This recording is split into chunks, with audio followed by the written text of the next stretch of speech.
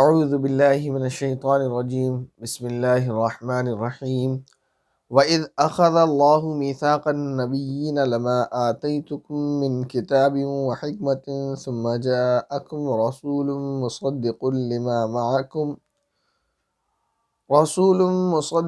لِّمَا مَعَكُمْ لَتُؤْمِنُنَّ بِهِ وَلَتَنصُرُنَّهُ قَالَ أَأَقْرَرْتُمْ وَأَخَذْتُمْ عَلَىٰ ذَٰلِكُمْ إِصْرِي قالوا اقررنا قال فاشهدوا وانا معكم من الشاہدین۔ اور ان کو وہ وقت یاد دلاؤ جب اللہ نے پیغمبروں سے عہد لیا تھا کہ اگر میں تم کو کتاب اور حکمت عطا کروں گا پھر تمہارے پاس کوئی رسول آئے جو اس کتاب کی تصدیق کرے جو تمہارے پاس ہے تو تم اس پر ضرور ایمان لاؤ گے اور ضرور اس کی مدد کرو گے۔ اللہ نے ان پیغمبروں سے کہا تھا کہ کیا تم اس بات کا اقرار کرتے ہو اور میری طرف سے دی ہوئی یہ ذمہ داری اٹھاتے ہو؟ انہوں نے کہا تھا ہم اقرار کرتے ہیں۔ اللہ نے کہا تو پھر ایک دوسرے کے اقرار کے گواہ بن جاؤ اور میں بھی تمہارے ساتھ گواہی میں شامل ہوں۔ یہ بات شاید مختصر سی پہلے بھی گزر چکی ہوگی کہ اللہ رب العزت نے جیسے عہد الست میں تمام روحوں کو اکٹھا کر کے اپنے رب ہونے پر سوال کیا تھا اور سب نے جواب دیا تھا، اس کے بعد بات وہ آگے ہوئی۔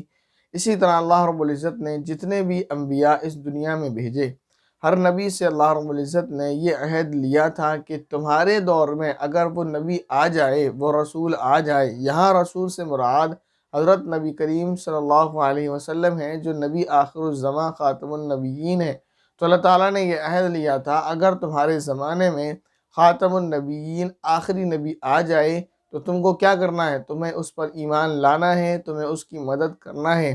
سارے نبیوں نے اس بات کا اقرار کیا تھا، پھر اللہ رب العزت نے یہ کہا کہ اس اقرار کے کیا ہو جاؤ؟ گواہ بن جاؤ، اور پھر میں بھی تمہاری اس بات پر گواہ ہوں۔ یعنی مطلب یہ ہے کہ اللہ تعالیٰ یہ کہہ رہے ہیں کہ یاد رکھنا کہ تم نے مجھ سے یہ عہد کیا ہے اور اس بات پر میں گواہ ہوں۔ ظاہر ہے تمام انبیاء معصوم ہوتے ہیں، وہ اپنے بات کی خلاف ورزی نہیں کرتے۔ دوسرا عہد یہ تھا کہ ان سے یہ کہا تھا کہ ان کی مدد کرو گے، تو انہوں نے اپنی امت کو بھی اس بات کی تلقین کی تھی کہ میرے زمانے میں اگر وہ نبی آ جائیں گے تو میں ان پر ایمان لاؤں گا، تمہیں بھی ان پر ایمان لانا ہے، اور اگر میرے بعد وہ نبی آئیں تو تمہیں ان پر ایمان لانا ہے اور ان کی مدد کرنا ہے۔ نبی پاک صلی اللہ علیہ وسلم کی حدیث موجود ہے، روایت ہے جس کا مفہوم یہ ہے کہ اس دور میں اگر موسیٰ حیات ہوتے تو وہ بھی میری ہی جو ہے شریعت کی اقتداء کرتے، وہ بھی میری ہی پیروی کرتے۔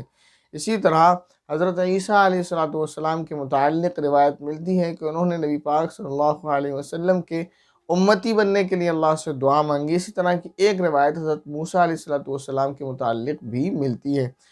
آگے اللہ رب العزت نے ارشاد فرمایا فَمَن تَوَلَّى بَعْدَ ذَلِكَ فَأُولَٰئِكَ هُمُ الْفَاسِقُونَ، اس کے بعد بھی جو لوگ ہدایت سے منہ موڑیں گے تو ایسے لوگ نافرمان ہوں گے۔ یعنی اللہ نے تمام نبیوں سے اور نبیوں کے ذریعے سے ان تمام امتیوں سے، تمام انسانوں سے یہ عہد لیا تھا کہ خاتم النبیین جب آ جائیں تو ان پر ایمان لانا ہے اور ان کی مدد کرنا ہے۔ جو مان لے وہ ٹھیک، جو نہ مانے پھر وہ کیا ہیں؟ گناہ گار لوگ ہیں، فاسق لوگ ہیں۔ آگے فرمایا أَفَغَيْرَ دِينِ اللَّهِ يَبْغُونَ وَلَهُ أَسْلَمَ مَن فِي السَّمَاوَاتِ وَالْأَرْضِ طَوْعًا وَكَرْهًا وَإِلَيْهِ يُرْجَعُونَ، اب کیا یہ لوگ اللہ کے دین کے علاوہ کسی اور دین کی تلاش میں ہیں، حالانکہ آسمانوں اور زمین میں جتنی مخلوقات ہیں ان سب نے اللہ ہی کے آگے گردن جھکا رکھی ہے، کچھ نے خوشی سے اور کچھ نے ناچار ہو کر، اور اسی کی طرف وہ سب لوٹ کر جائیں گے۔ اللہ رب العزت نے یہ طرح طرح سے جو ہے وفد نجران کو، یعنی نجران کے وفد کو سمجھانے کی کوشش کی، یہاں بھی سمجھایا جا رہا ہے۔ ان کو یہ یاد دلایا، دیکھو اللہ رب العزت نے تمام انبیاء سے عہد لیا تھا اور تمام انبیاء کے واسطے سے سارے انسانوں سے عہد لیا تھا۔ اس عہد میں عیسیٰ علیہ السلام اور ان کے واسطے سے ان کی امت بھی آتی ہے کہ انہوں نے اپنے نبی سے عہد کیا تھا کہ جب آخری رسول اور خاتم النبیین آئیں گے تو ہم ان پر ایمان لائیں گے۔ جیسے کہ پیچھے گزر چکا کہ ابو حارثہ جو اس وفد کا سربراہ تھا، اس نے یہ بات اپنی زبان سے خود کہی تھی کہ ہم جس کے پاس جا رہے ہیں وہ اللہ کے آخری نبی ہیں، وہی برحق نبی ہیں، وہی وہ نبی ہیں جن کی ہم تلاش میں ہیں۔ تو اس کا بھائی تو ایمان لے آیا روایت کے متعلق، اور وہ ایمان نہ لایا تھا صرف اور صرف یہ کہ اس کو ملنے والا مال، اس کی دولت، اس کی شہرت ختم ہو جائے گی اس بنا پر۔ تو اللہ تعالیٰ یہ فرما رہے ہیں کہ پہلے تو فرما دیا فَمَن تَوَلَّى بَعْدَ ذَلِكَ، تو جو اتنی ساری چیزوں کے جاننے کے بعد منہ موڑے گا، فَأُولَٰئِكَ هُمُ الْفَاسِقُونَ، تو کیا ہوگا؟ وہ جو ہے نقصان اٹھانے والوں میں ہوگا، گناہ گار ہوگا۔ آگے فرمایا کیا یہ لوگ اب بھی اس دین کے ہوتے ہوئے، دین اسلام کے ہوتے ہوئے، دین برحق کے ہوتے ہوئے، آخری رسول کے ہوتے ہوئے کسی اور دین کی تلاش میں لگے ہوئے ہیں؟ حالانکہ اللہ کی جتنی بھی مخلوق ہے، ساری کائنات جتنی بھی ہے، سب کو جھکنا اللہ ہی کے آگے ہے۔ چاہے خوشی سے جھک جائیں، اسلام لے آئیں، اللہ کے آخری رسول کی اتباع کر لیں، چاہے وہ پھر انہیں مجبوری میں جھکنا پڑے، یعنی اللہ تعالیٰ کے جیسے بھی فیصلے ہوتے ہیں ماننا اللہ ہی کی پڑتی ہے۔ مثال کے طور پر ایک مسلمان ہے، اللہ نے اس کو حکم دیا 5 وقت کی نماز تمہارے اوپر فرض ہے، وہ خوشی سے پڑھتا ہے۔ ایک مسلمان ہے، اللہ نے اس کو حکم دیا کہ تمہارے اوپر روزے فرض ہیں، تمہیں روزے رکھنا ہے، وہ خوشی سے رکھتا ہے۔ یہ اللہ کی اطاعت خوشی سے کرنا، یہ اللہ تعالیٰ کے آگے گردن خوشی سے جھکانا ہوا۔ اور ایک وہ انسان ہے جو چاہے مسلمان ہو یا نہ ہو، یا کسی بھی مذہب کا ماننے والا ہو، اللہ نے فیصلہ کر دیا آج تجھے بیمار ہونا ہے تو وہ بیمار ہو کر رہتا ہے، وہ اپنی بیماری کو روک نہیں سکتا۔ اللہ نے فیصلہ کر دیا آج اسے چھت سے گرنا ہے تو وہ چھت سے گر کر رہتا ہے، اور اللہ نے فیصلہ کر دیا کہ کورونا وائرس آیا اور اس نے پورے ملک کو بلکہ پوری ورلڈ کو ہلا ڈالا۔ وہ لوگ جو اپنے آپ کو ناستک کہتے تھے، وہ لوگ یہ کہتے تھے جو اس کائنات کو بنانے والا کوئی نہیں، وہ لوگ بھی اس بات کو کہنے پر مجبور ہو گئے کہ کوئی تو ہے جو نظام ہستی چلا رہا ہے۔ سائنس فیل ہو گیا، سارے لوگ ہاتھ پیر جوڑ کر بیٹھ گئے، اور سب کو بس ایک سے امید لگ گئی کہ جو اس کائنات کا کریٹر ہے وہی کچھ نہ کچھ کرے۔ ہم نے ناستکوں کی زبان سے سنا، وہ یہ کہہ رہے تھے کہ کوئی تو ہے جو نظام ہستی چلا رہا ہے۔ اسی کا مطلب ہے طوعاً او کرہا، کہ اسے یا تو خوشی سے اللہ کے آگے سر جھکا لینا ہے یا پھر مجبور ہو کر جھکائے گا، کہ جب بلائیں آئیں گی، جب وبائیں آئیں گی، جب آفتیں آئیں گی، اور جب عذاب آئے گا، جب موت آئے گی، جب قیامت آئے گی، پھر اسے جہنم میں ڈالا جائے گا، یہ ساری چیزیں اسے نہ چاہتے ہوئے بھی جھیلنا پڑیں گی، اور فیصلہ اللہ ہی کا نازل ہو کر رہے گا، فیصلہ اللہ ہی کا نافذ ہو کر رہے گا، اور قانون اسی کا چلے گا۔ آگے اللہ رب العزت نے ارشاد فرمایا قل آمنا باللہ وما انزل علینا وما انزل علی ابراہیم واسماعیل واسحاق ویعقوب والاسباط وما اوتی موسیٰ وعیسیٰ والنبیون من ربهم لا نفرق بین احد منہم ونحن له مسلمون۔ کہہ دو کہ ہم ایمان لائے اللہ پر اور جو کتاب ہم پر اتاری گئی ہے اس پر، اور اس ہدایت پر جو ابراہیم، اسماعیل، اسحاق، یعقوب اور ان کی اولاد پر اتاری گئی، اور ان باتوں پر جو موسیٰ، عیسیٰ اور دوسرے پیغمبروں کو عطا کی گئیں۔ ہم ان پیغمبروں میں سے کسی کے درمیان کوئی فرق نہیں کرتے، اور ہم اسی ایک اللہ کے آگے سر جھکائے ہوئے ہیں۔ یہاں دوسری بات یہ تھی کہ نبی آخر الزمان صلی اللہ علیہ وسلم کو جو نہیں مانتے تھے اس کی وجہ جلن اور حسد تھی، اور وہ حسد یہ تھا کہ یہ ہمارے چچا زاد میں سے کیوں ہیں، یہ بنی اسرائیل میں سے کیوں نہیں ہیں، بنی اسماعیل میں سے کیوں ہیں، کیوں یہ سارے نبی آج تک بنی اسرائیل میں سے آئے اور یہ بنی اسماعیل میں سے آ گئے۔ اس کا جواب انہی کے انداز میں مسلمانوں سے دیا جا رہا ہے۔ ہم نے آج تک بنی اسرائیل میں جتنے بھی نبی آئے، چاہے ان کے بارے میں ہم جانتے ہوں یا نہ جانتے ہوں، سب پر ہم ایمان لاتے ہیں۔ اللہ تعالیٰ نے جو حضرت ابراہیم پر نازل کیا وہ جیسا تھا برحق تھا، ہم اس پر ایمان لائے۔ جو حضرت اسماعیل، اسحاق، یعقوب ان کی اولاد پر، جو حضرت موسیٰ، عیسیٰ اور دوسرے پیغمبروں پر عطا کیا گیا جن کے ہمیں نام بھی نہیں پتہ، جتنے بھی اللہ کے پیغمبر تھے وہ چاہے بنی اسرائیل میں آئے ہوں سارے کے سارے، ہم ان سب پر ایمان لاتے ہیں، یا بنی اسرائیل سے پہلے ہوں ہم ان سب پر بھی ایمان لاتے ہیں۔ یہ مسلمان کی شان نہیں ہے کہ وہ بعض پر ایمان لائے اور بعض کا انکار کر بیٹھیں، بعض کو نبی مانے بعض کو نبی نہ مانے۔ یہ تو تم کر رہے ہو کہ ہم نے بنی اسرائیل کے سارے نبیوں کو مانا اور تم سے بنی اسماعیل کا ایک نبی نہیں مانا جاتا۔ تو یہ تو اللہ نے پہلے واضح کر دیا کہ اللہ نے بنی اسماعیل کو نبوت کیوں دی۔ بہرحال یہ کہ اللہ تعالیٰ نے اسی انداز میں جواب دلوایا کہ مسلمان کی شان یہ ہے کہ جو بنی اسرائیل میں آئے اسے بھی مانتا ہے، جو بنی اسماعیل میں آئے اسے بھی مانتا ہے، اور جو ان دونوں سے پہلے آئے انہیں بھی مانتا ہے۔ مسلمان کی شان یہ نہیں ہے کہ من آیا اس کو مان لیا، جیسے یہودیوں نے حضرت موسیٰ کو مانا لیکن حضرت عیسیٰ علیہ السلام کا انکار کیا، عیسائیوں نے حضرت موسیٰ، حضرت عیسیٰ علیہ السلام کو مانا، آخری رسول نبی پاک صلی اللہ علیہ وسلم کا انکار کیا، اور مسلمان آدم علیہ السلام سے لے کر نبی آخر الزمان صلی اللہ علیہ وسلم تک ہر ایک نبی پر ایمان رکھتا ہے، چاہے ان کی زندگی اور حالات اور نام سے بھی واقف نہ ہو۔ یقین ہے کہ جو نبی اس دنیا میں آئے وہ اللہ کے برحق رسول تھے۔ آگے اللہ رب العزت نے ارشاد فرمایا وَمَن يَبْتَغِ غَيْرَ الْإِسْلَامِ دِينًا فَلَن يُقْبَلَ مِنْهُ، جو کوئی شخص اسلام کے سوا کوئی اور دین اختیار کرنا چاہے گا تو اس سے وہ دین قبول نہیں کیا جائے گا۔ وَهُوَ فِي الْآخِرَةِ مِنَ الْخَاسِرِينَ، اور آخرت میں وہ ان لوگوں میں شامل ہوگا جو سخت نقصان اٹھانے والے ہیں۔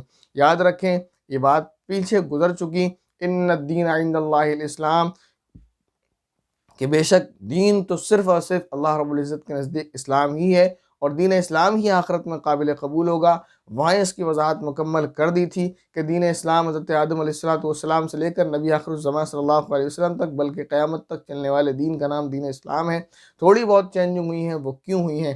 اور یہ بات یاد رکھنا چاہیے، قیامت کے دن جو دین آپ کو جنت میں لے جائے گا، جو آپ کو جہنم سے بچائے گا، جو آپ کو عذاب سے بچائے گا، جو آپ کو دوزخ سے بچائے گا، وہ صرف اور صرف دین اسلام ہے۔ اگر آپ دین اسلام کو فالو کریں گے تو آگے والی سختیوں سے بچیں گے، اور اگر دین اسلام کو فالو نہیں کریں گے تو آگے والی سختیوں سے آپ بچ نہیں سکتے، ورنہ نقصان اٹھائیں گے۔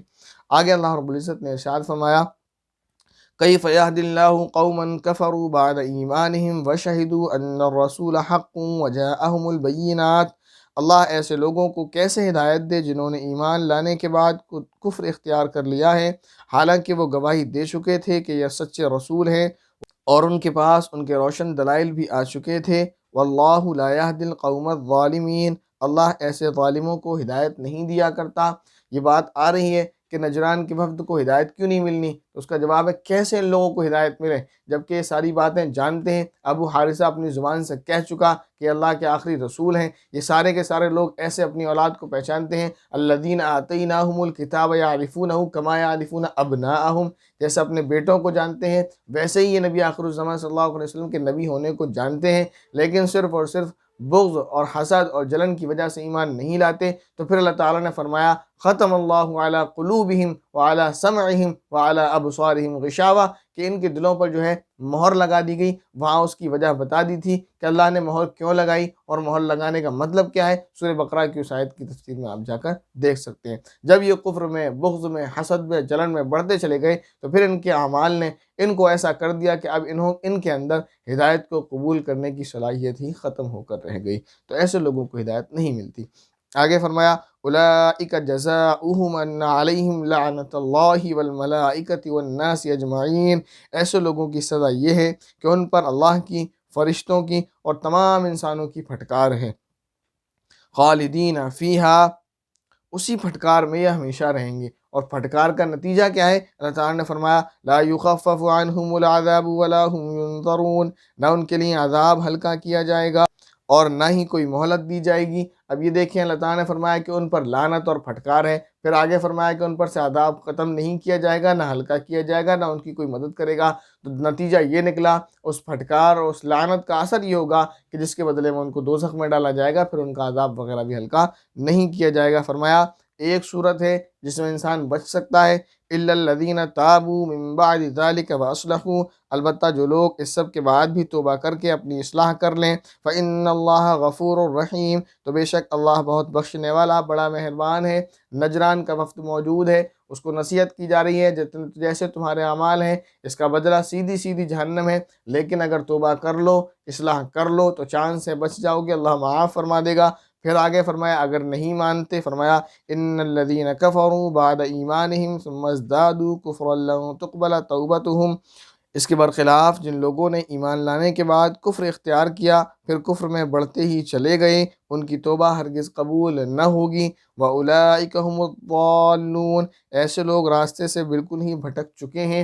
یہاں جو فرمایا کہ ایمان لانے کے بعد کفر اختیار کر لیا، پھر کفر میں بڑھتے ہی چلے گئے، پھر ان کی توبہ قبول نہیں ہوگی، اس آیت سے بظاہر یہ معلوم ہوتا ہے کہ کافروں کی توبہ قبول نہیں ہوتی۔ جواب اس کا یہ ہے کہ پیچھے گزر چکا الا الذین تابوا واصلحوا، کہ انسان جب بھی توبہ کرے گا، جب بھی اصلاح کرے گا اپنی، تو اس کی توبہ قبول کر لی جائے گی۔ فإن اللہ غفور الرحیم، بے شک اللہ رب العزت اس کی مغفرت کرنے والا اور رحم کرنے والا تیار بیٹھا ہے، اس کی مغفرت کر دی جائے گی۔ تو پھر اس آیت کا مطلب کیا ہوا؟ اس آیت کا مطلب یہ ہے کہ انسان کی جو توبہ قبول ہوتی ہے وہ حالت نزاع سے پہلے تک، موت کے وقت سے پہلے تک ہوتی ہے۔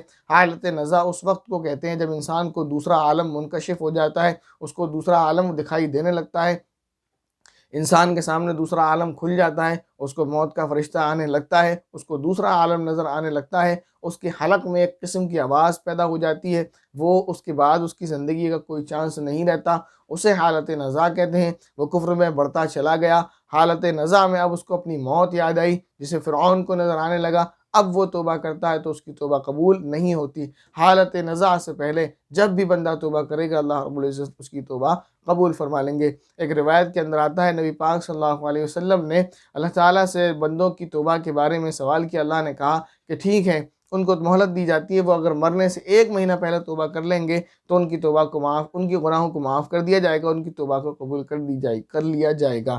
نبی آخر الزمان صلی اللہ علیہ وسلم، نبی رحمت للعالمین صلی اللہ علیہ وسلم کو دیکھیں، نبی پاک صلی اللہ علیہ وسلم نے فرمایا کہ یہ تو وقت بہت زیادہ ہو گیا۔ پھر روایت کے اندر آتا ہے وقت گھٹتے گھٹتے یہاں تک آ گیا کہ اللہ نے فرمایا حالت نزاع سے پہلے تک توبہ کر لے گا تو اس کی توبہ قبول کر دی جائے گی۔ سبحان اللہ۔ آگے اللہ رب العزت نے ارشاد فرمایا، ان الذين كفروا وماتوا وهم كفار فلن يقبل من احدهم ملء الارض ذهبا ولو افتدى به۔ جن لوگوں نے کفر اپنایا ہے اور کافر ہونے کی حالت ہی میں مرے، ان میں سے کسی سے پوری زمین بھر سونا بھی قبول نہیں کیا جائے گا۔ یہاں یہ بتایا جا رہا ہے اگر وہ اسی حالت میں مر گیا اور کل قیامت کے دن ویسے تو سارے خالی ہاتھ ہوں گے، ان کے پاس پہننے کو کپڑا تک نہ ہوگا، ایک پائی ان کے پاس نہ ہوگی، لیکن بالفرض و محال یہ مان لیا جائے کہ اللہ تعالیٰ ان کو اجازت دے دے اور ان کے پاس زمین بھر سونا ہو۔ اتنا کسی کے پاس ہو بھی نہیں سکتا، زمین بھر سونا، جتنی بڑی زمین ہے اتنا ان کے پاس سونا ہو، اور وہ اپنی جان بچانے کے لیے، اپنے عذاب کو ختم کروانے کے لیے یا اپنے عذاب کو ہلکا کروانے کے لیے وہ سارا کا سارا سونا دینا چاہے تو وہ اس سے قبول نہیں کیا جائے گا، خواہ وہ اپنی جان چھڑانے کے لیے اس کی پیشکش ہی کیوں نہ کریں، جان بچانے کے لیے وہ قبول نہیں کیا جائے گا۔ اولئک لہم عذاب علیم وما لہم من ناصرین۔ ان کو تو دردناک عذاب ہو کر رہے گا اور ان کو کسی قسم کے مددگار میسر نہیں آئیں گے۔ اگر انسان اسی حالت میں مر گیا تو پھر اس کی کوئی مدد نہیں کرے گا اور پھر اسے کوئی بچانے والا نہیں ہوگا، اس کا ٹھکانہ سیدھا جہنم ہے۔ اسلام کا یہ ماننا ہے، اسلام کا یہ کہنا ہے کہ یہ دنیا جس میں آپ جی رہے ہیں یہ آپ کا ایگزام ہال ہے، یہ آپ کا ایگزام ٹائم ہے، یہاں تیاری کر لو، کل آپ کا رزلٹ آنے والا ہے۔ مذہب اسلام کے علاوہ دوسرے لوگ پنرجنم کو مانتے تو ہیں لیکن وہ لوٹ کے اسی دنیا میں آنے کو مانتے ہیں۔ اسلام بھی پنرجنم کو مانتا ہے لیکن اسلام جو پنرجنم بتاتا ہے وہ لوٹ کر اس دنیا میں آنا نہیں ہے۔ لوگوں نے جو پڑھا اپنی کتابوں کے اندر پنرجنم کو، اپنی دھارمک کتابوں کے اندر اس کو ٹھیک سے سمجھا نہیں ہے۔ ان کتابوں کے اندر کہیں بھی یہ موجود نہیں ہے کہ انسان اسی دنیا میں لوٹ کر آئے گا۔ پنرجنم کا ذکر ہے، پنرجنم سے مراد وہی آخرت ہے کہ آج آپ یہاں مریں گے، آپ یہ سمجھ رہے ہیں دوبارہ اٹھنا نہیں، آپ کا پنرجنم ہوگا، آپ کو دوبارہ اٹھنا ہوگا اور آپ کل قیامت کے دن اٹھیں گے، یہ آپ کا پنرجنم ہے۔ وہاں آپ اٹھیں گے اور اٹھنے کے بعد پھر آپ کو حساب و کتاب دینا ہوگا، پھر آپ کا حساب و کتاب لیا جائے گا، پھر آپ کا فیصلہ کیا جائے گا۔ اللہ رب العزت ہم سبھی کو جہنم کے عذاب سے، قبر کے عذاب سے، حشر کی سختیوں سے، حشر کے دن سورج کی گرمی سے اپنی حفاظت میں، اپنے حفظ و امان میں رکھیں۔ اللہ رب العزت ہم سبھی گناہ گاروں کے گناہوں کو معاف فرما کر جنت میں نبی پاک صلی اللہ علیہ وسلم کا قرب نصیب فرمائے، آمین۔ اب تک سورہ بقرہ کی 91 آیت اور پارہ 3 مکمل ہو چکا ہے۔ آج کسی وقت انشاءاللہ آپ کی اٹینڈنس لی جائے گی، اپنے اٹینڈنس کے لیے تیار رہیے گا۔ السلام علیکم ورحمۃ اللہ وبرکاتہ۔